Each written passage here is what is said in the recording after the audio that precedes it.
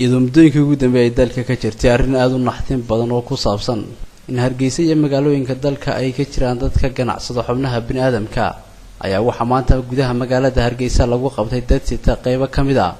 waxyaabo looga sheekay inay yihiin xubnaha bini'aadamka kuwaas oo ay kamid ahaayeen beer iyo kaliyo aad u badan oo lagu soo guray talaagada wax qaboojiya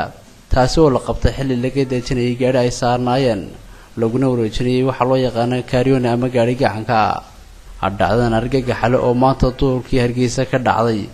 ayaa dhacday xilli madaxweynaha Soomaaliland ku soo laabanayay magaalada Hargeysa isla markaana ay gabi ahaanba xirnaayeen wadooyinka caasimadu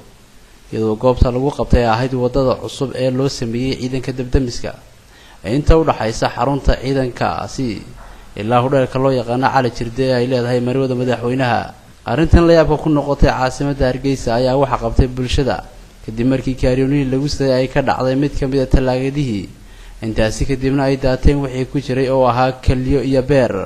waxaana bulshada goobtaasi ku sugnayd markay arkeen kaliyaha iyo beerkan